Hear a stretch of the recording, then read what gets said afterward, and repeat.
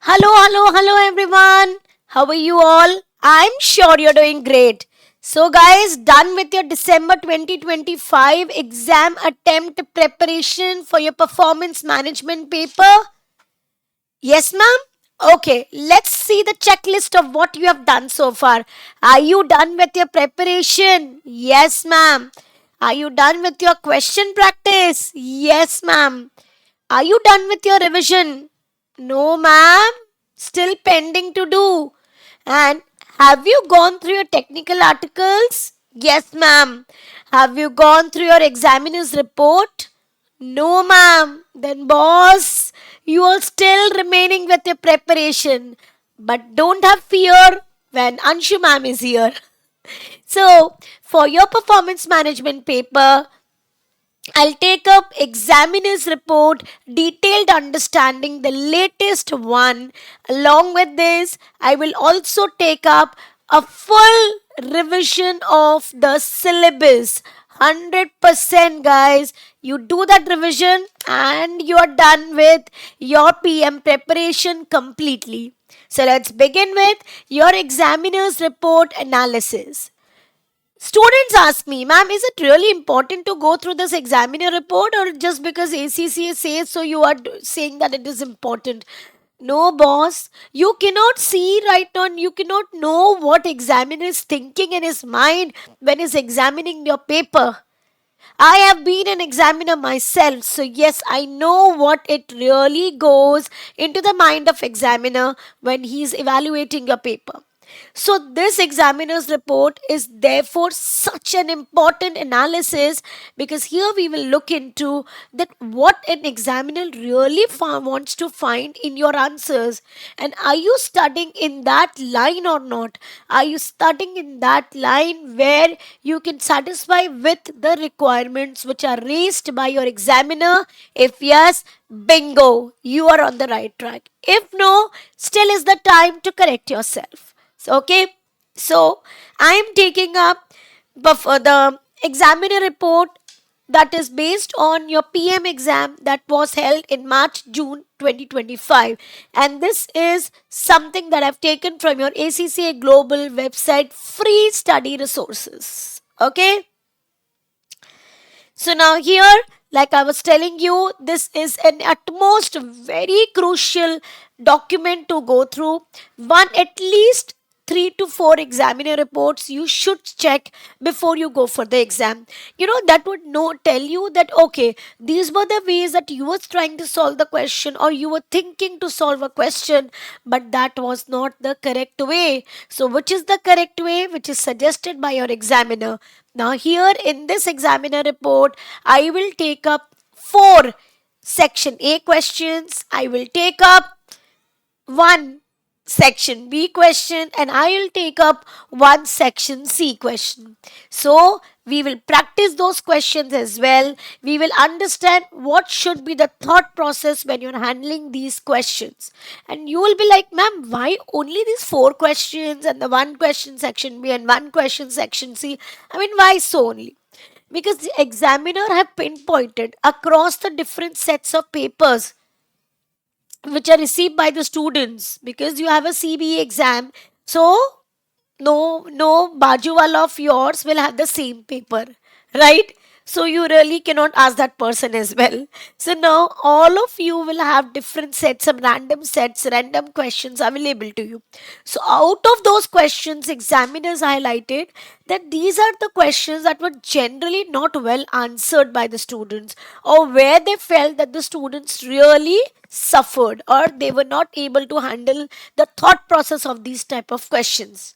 So it's a mix of a practical questions and a theory questions. So I think it's good to take them now without wasting any more time, and let's take up section A, 4 questions. Okay, first question, and let's understand also how you should be solving this kind of question. First question. In this section, we will look at 4 section A questions which prove to be, look at this point, particularly difficult.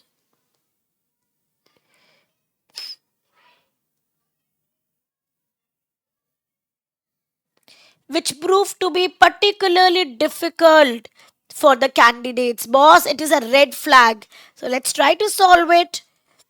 First one, which of the following controls would be most effective in ensuring that internal reports are properly generated as well as distributed? So, what is the question requiring us to analyze or requiring us to find out? It wants us to look into internal controls point of view, and we have to see which is the most effective control for distribution of report as well as generation. Okay, that means what are the controls that should be in place to ensure that probably the report reaches to those who should be receiving it, okay, and no problems with it. Let's see the four items and the four options, and then we will see which is the correct option. First one, recipients of reports agreed and updated on a regular basis. Recipients of reports agreed and updated on a regular basis. Second, generation of reports carried out by end users. Reports produced and distributed on a weekly basis. Regional directors produce the reports for strategic generation decision making. Let's look at these pointers one by one. Now, in these questions, in these pointers, I know when you look at these points, generally you feel that all of them are correct. Correct? I want you to pause your video for maybe 5-10 seconds. Go through this question again and in your mind create what answer do you think is the correct answer. But when we are answering the question, how should be your thought process? First step, try to eliminate those 2 points that you think are absolutely wrong. Absolutely. So that when you're left with the remaining two, you can read them again and then try to draw the conclusions. It becomes much easier for you to solve. Let's see. Generation of reports carried out by end users. According to me, it is completely wrong. Why? Why it is completely wrong? It is because let's take an example to understand this. Let's say you go to a hospital and you get yourself tested because you have fever. The blood samples have been given, blood reports are due to come. Now just imagine if your doctor says that Mr. A, you take out the blood reports yourself, okay, and you read it and you analyze it and you tell me what illness you have. So you will say, ma'am, I am an accountant. I am an accounting professional. I am not a doctor, ma'am. So I really would not be able to comment on this. That boss, you are the doctor, you tell me. So what do? We give samples. Reports are printed, generated by the doctor, analyzed by the doctor, and then communicated to the end user. So then here it says generation of reports carried out by the end user. Then will it make any sense if the reports are generated by the end user? Because we can have their errors. It can be like a typical formatting errors. It can be an interpretation error. It can be some technical flaws over there. So it's always very risky if I say that customers, you download this report. No, the downloading of report or basically the generation of the reports, let aside downloading, generation of reports is always done by the one who is distributing this message, who is passing on this message, right? So therefore it is completely wrong. It shows a very low level of control because then these reports even can be easily manipulated by the end user. Next, reports produced and distributed on a weekly basis. Why weekly? I want monthly status report, then I can get monthly reports. I want a quarterly status report, I can get quarterly reports. So why to put a restriction on week? Therefore it is wrong. Let's go to the next one. Regional directors, they produce the reports for strategic decision making. Have you ever seen or do you think that let's say the director of the north zone will now produce a reports himself and then he will analyze it. No, right? But he would say why the subordinates are there. So he would call his manager and say that boss, I want these weekly sales report, I want the monthly production report. You generate them, you produce them, you bring them to me, and then I will do the analysis work, I will do the top work. So, therefore, production of reports for strategic decision making will not be done by the directors. They will do analysis. They will do more technical insights into it. So, this is also wrong. Now, recipient of reports agreed and updated on a regular basis. This is correct, because those who are receiving these reports, to whom these reports should be communicated, should be transferred, they have agreed and they are updated on a regular basis for any changes in the reports, or like for the datas like weekly data, monthly data, quarterly data, 6 monthly data, annual data. They are provided with the regular data that is needed for them to analyze and to make opinions. So, therefore, this first point is the correct answer. Now, do you understand how we did the approach? First, elimination of two, big boss elimination, and then the remaining two, out of which you will select one. And your life becomes much, much easier with this.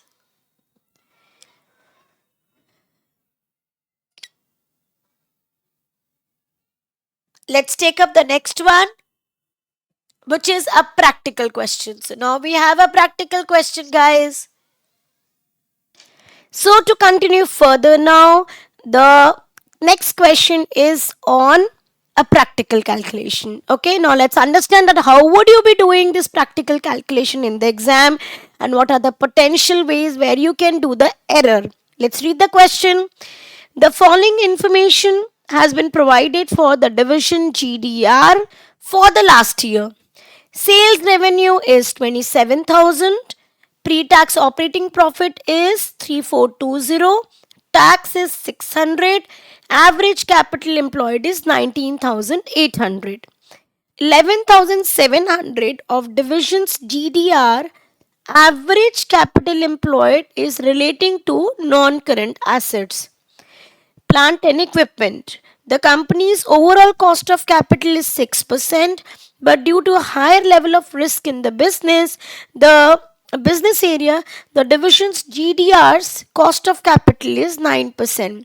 What is the residual income earned by division GDR for the last year? Now, before I try to solve it, let's look into account that what is the formula for residual income. Residual income is equal to your pre-tax operating profit less the cost of capital of on capital employed.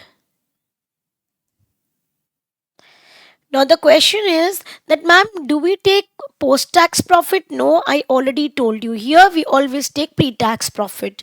Number two, cost of capital will we take on the total capital employed or only on the non-current assets or without non-current assets? Remember, in the balance sheet, as we have already discussed in the class, and if you have queries, you can just visit of the PM playlist and you will find the relevant topics over there. And here we will take always the total capital employed for the entity as a whole, not just non-current, not just current, but we take total non-capital employed. So now, as per the question, then the residual income will be equal to, what is pre-tax operating profit? It is 3420. So I will take here 3420 less cost of capital. Now what should I take? I should take 6% or 9%. 6% is the general or the company's overall cost of capital. 9% is only relating to that particular division. So therefore we should always take the cost of capital which is related to that division, because it takes care of the risk inflation affair, associated with that division. Hence I will take 9%. So I will reduce 9% of capital employed. Now the question is, should I take 19,800 or 11,700? So let me tell you, as per the examiner comments, generally most of the students got confused with this. Some took 11,700, some took the difference between the two. But don't be confused with every data which is provided to you, because most of the data provided is many times just to confuse you. So why to be confused, right? So then we will take 19,800. Now I can use my calculator and I will calculate 19,800 multiplied by 9%. I get 1782. So when I reduce it, I get 3420 less 1782. I get here $1638. Okay, which is the answer that I will choose, which is not given here. So I will take $1638. Clear? It's easy to solve. Just stick to your basics and things are much easy for you to solve. Let's look at the next one. So now, very interesting question. Okay, the new management accountant of Hervey company wants to introduce CVP. Focus on CVP, a break-even point, margin of safety, CS ratio, all those pointers we will focus here. Then indicate by clicking on the relevant boxes in the table below whether the following statements about the CVP analysis are true or false. Increasing the cost by 12%. Now, what is the relationship between fixed cost and break-even point? We should write somewhere in the rough paper. When you're doing questions, use it on the hard paper, so that your mind has to do less work and you'll have things in front of you. Things become much clearer.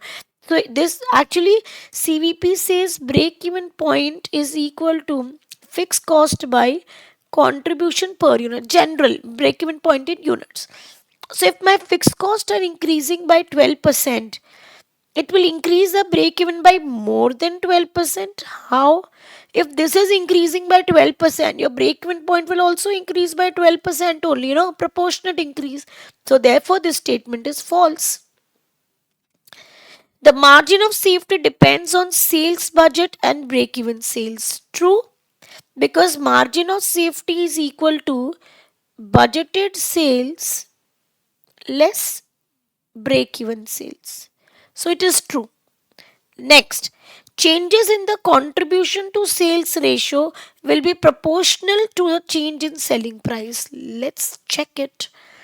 So now here, let's say I say that my selling price was 10. Now it increased by 50%. So now it has become 15. Contribution per unit was, let's say, 5. It is not changed. Okay, so it is 5 only. Now let's see what was the CS ratio here. So at this time my CS ratio was 5 upon 10 multiplied by 100, 50%. And here my CS ratio is 5 upon 15 multiplied by 100, 38.33%. The question said the changes in CS ratio will be proportional to the changes in selling price. That means if my selling price is increased by 50%, my CS ratio will also increase by or decrease by 50% only, which is not the case here. Right? It is definitely not the case here. So this statement is also false. Always use data to support your answer and you never be wrong. Never be wrong. Now proceeding further, let's do the next one. Now you find it, no ma'am, it's easy to handle. Correct. But then when in the exam, you should also have this point. Okay. Ilavara company produces the single product that passes through 4 production stages. The demand of the product is 220 units per month. Demand is 220 units. The company uses throughput accounting and has identified the following monthly machine usage and capacity in each of the 4 stages. Machine usage is minutes per unit, and this is total capacity in hours is given to you for every stage. Assuming that it is not possible to change the production cost or selling price, which of the following actions would improve the throughput accounting ratio? If we cannot change selling price, if we cannot change cost, then how can I better off my throughput, TPAR, by elevating the bottleneck? This is the by default criteria, right? That you elevate the bottleneck. So with throughput, always this sentence, don't forget, it's a basic sentence that we think. So by elevating the bottleneck, now you have to identify what is bottleneck. Common problem with the students, they will say, ma'am, 64 is this, the capacity is the least, so stage 3 is the bottleneck. Boss, you have not seen with respect to units, is my capacity fulfilling or not? So you have to check that, only then you will do the bottleneck. So this is a wrong calculation, common observation by examiner. This was the common mistake done by students. What you have to do is, the production is needed for 220 units a month. Let's check that whether we have that capacity to manufacture or not. Simple. So now machine usage is it requires 36 minutes per unit. Okay, so if I have to make 220 units, how many hours I need, because this is in hours, into 36 by 60. So we would require 132 hours.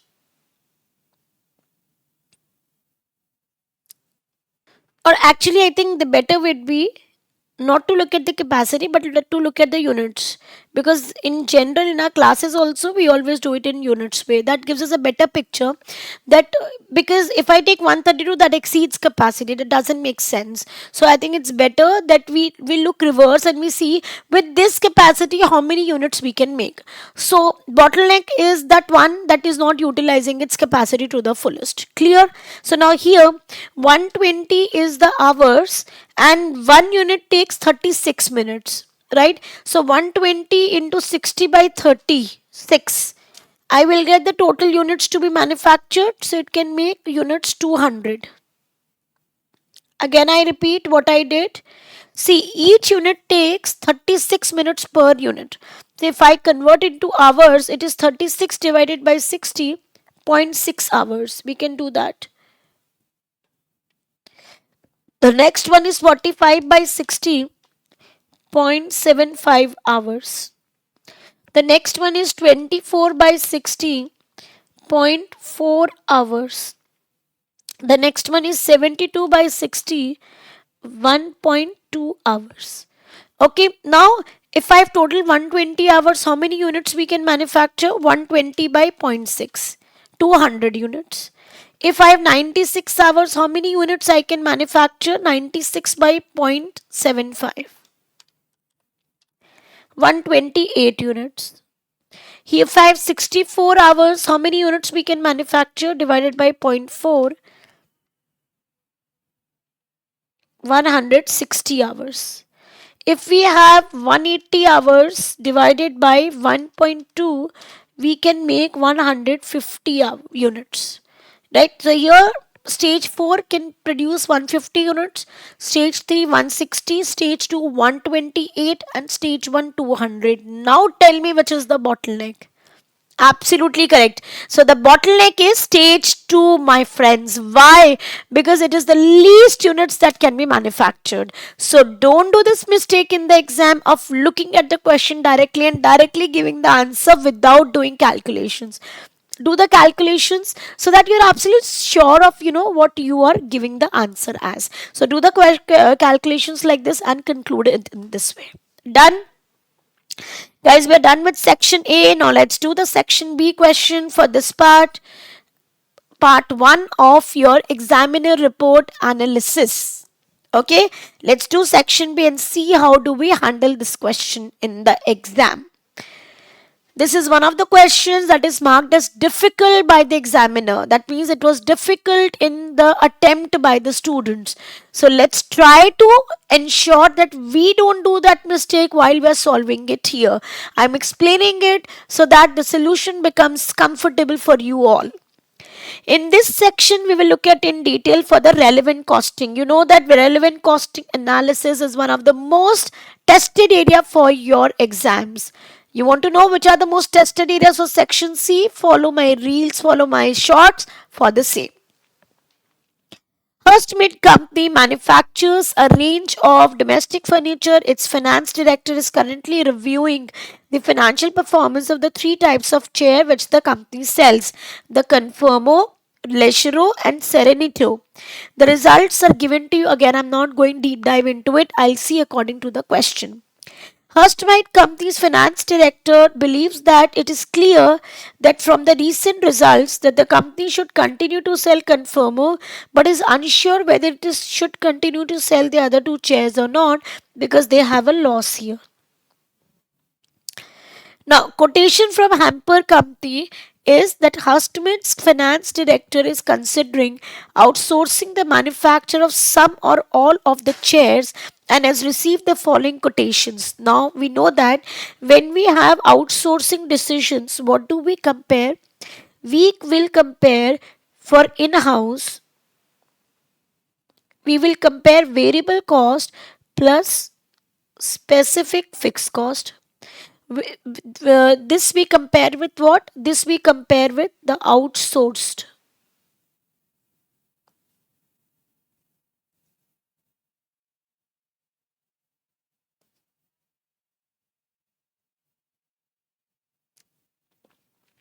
What is the outsourced cost? The price offered by the external supplier.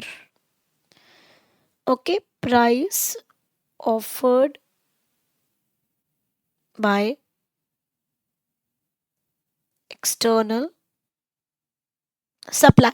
Okay, now let's match it. This is the price offered, outsourced price. Let's match it with variable cost and specific fixed cost. Okay, please look here for Conformer. The outsourced price is 2100. What is the variable cost? 1800. What is the specific fixed cost? 1000. Total becomes 2800. For Leggero, it is 900 plus 900, 1800. For Serenito, it is 700 plus 400, 1100. Now, even without knowing what is the question requirement, if I have to see which is the correct option or which option that we should be going ahead with into how, which product should be outsourced, I will go ahead with Serenito because here the variable cost plus specific fixed cost is 1100 and outsourced price is 1200. So the product that should be made in house is Serenito. And the products that can be outsourced are Leggero because in-house cost is much higher than the outsourced price. I'm not talking about Conformer because it is a profitable segment, so that management has already decided it is going to make in-house, and otherwise also it makes more sense to make it in-house. No, it's actually opposite. The cost of making it in-house is 2800 and the outsourced is 2100. So it's cheaper to outsource it also. But out of these two, it's cheaper to outsource Serenito. Okay, let's look at the remaining part of the question. Hurstmid Company has received a bulk order from Conformo. Okay, for the Conformo, it has received a bulk order from a large group of residential homes. To be able to meet the order, the company will require additional machine capacity. It could use the machine which it has purchased 80,000 2 years ago, which now has a resale value of 90,000. It gives me an idea that it is about that relevant costing, right, of machinery. So now here, what is the relevant cost for machinery, guys? We have already covered is the opportunity cost, right? So now here, or the net income that it would generate. This is the cost that has already been incurred in the past and we can use this machine. So it is a sunk cost, not to be considered. Resale value, not to be considered. Current replacement cost, not to be considered because we are not selling it, we are not buying it. So these costs are ignored cost, not to be considered. But if this machine were used for the manufacture of other products, then it could generate a net income of 1,10,000. So obviously, this is my opportunity cost. This will be my relevant costing. Clear? Even without looking at questions, I think half of the questions we have already solved. Okay, now Belgraph order, this is another order. Belgraph wishes to place a special order for Serenito chairs, which it plans to use as a part of its refurbishment for one of its largest offices. Hermsmith Company's finance director is considering charging a minimum price. Boss, stop here. Transfer pricing. What is minimum price? Variable cost plus opportunity cost. For this, in order to gain business from Belgraph, he believes that the satisfactory fulfilling the order will result in further and more profitable orders in the future. So we'll have variable cost plus opportunity cost. Let's see if the question gives you more details to calculate it, because what we have is a variable cost but not the opportunity cost. Now let's look at the questions based only on the recent results provided. Okay, which, if any, of the chairs should Hertzsmith company cease to produce? Leggero or Serenito? Let's look at the calculations that we did. That means it should cease to produce Leggero because the outsourced price is better than the in-house price. So your answer would be A, Leggero. Clear? Proved? What you understood here, even while you're reading the question, you should try to solve it like this. You should try to draw notes there, because once you do that, you are very clear in your thoughts, and then it becomes much easier for you to solve the question like we saw here. Right? We did the question. Now we are doing these parts very quickly because we have already covered these parts in while we were reading the question. Trick for PM paper: read the question and do your half of these calculations there only. It saves your time, gives you confidence, and gives you more accuracy. Okay, move forward. Next question: which of the following, if any, would be valid reasons for the Hertzsmith company to continue to manufacture a chair which was budgeted to make a loss? Although it was budgeted to make a loss, like Serenito and the other chair, but still Leggero, but still, why do you think can be one of the reasons that the business can still continue to manufacture them? Number one, the chair is a complementary product to other products. It can no, you have seen many times when you go to supermarkets, there are some of the products that are lying over there and that are generally loss making for the business, but because of those products they have been offered at such a great discount, people come and visit the store, and generally with those they buy other products also where they earn profits.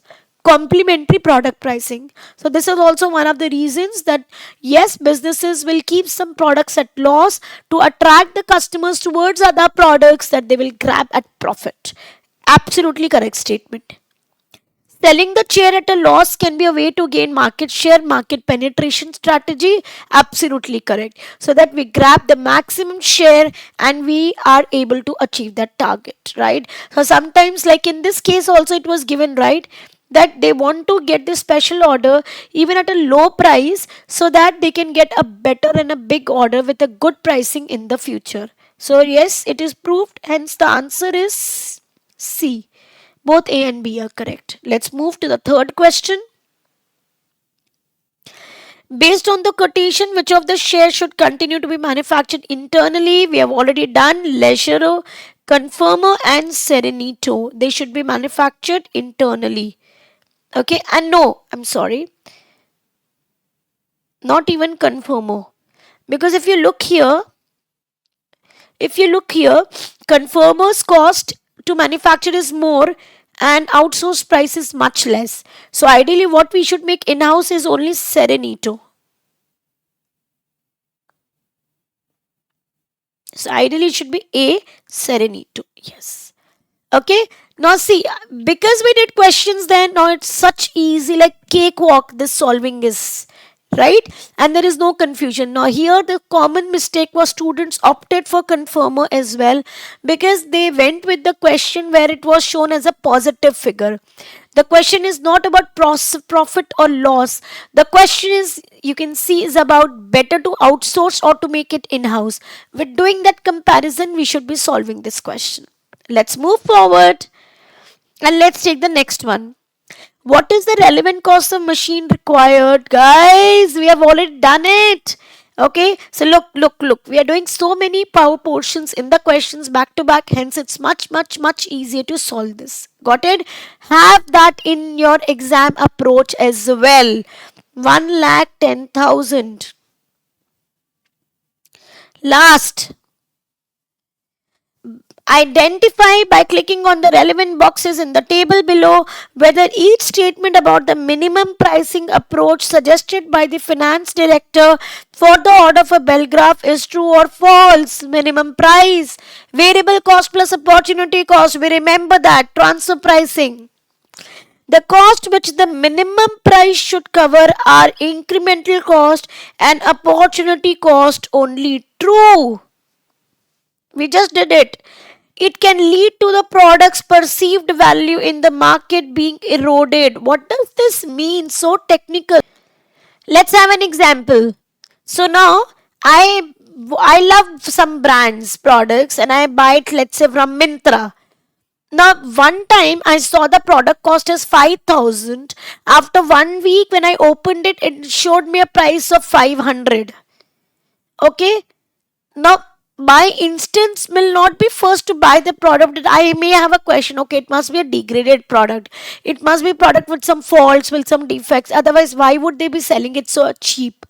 So now, when here you sell products at your minimum price only, your quality gets affected. That becomes a thought process with the customers. So overall perceived value of the company's product gets reduced. It gets eroded. People link it with the cheap price with cheap quality, right? So this, it is a true statement. Next, the price can be easily raised on subsequent orders without affecting customer retention. Who said that? If this was so easy, why would we have competitions at the place? False. The price cannot be raised like that if you want to retain your customers. Okay, so this is false statement. Just see the time that we took for section B question. So quick we did it because we did half of the part in the question. So guys, adopt this strategy, adopt this approach to handle your section A and B questions. I'm sure I could bring out some clarity to you, but if you're still missing on any clarities, follow my Telegram channel, follow my Insta page for more reels, for more shorts on the same and more data that has been shared. But yes, and in case if you want me to share this with you, drop it in your comments or follow my Telegram channel, which is there in the comment section, the details of which, and then you can find this all solved, this edited and solved examiner's report in my channel. And now let's meet again tomorrow for your section C questions, understanding with the examiner's analysis, with the mindset that examiners have, so that you're not losing a single mark in your exam and achieving your pass scores, achieving a high score becomes your achievement. Okay, all the best guys. See you in the next lecture.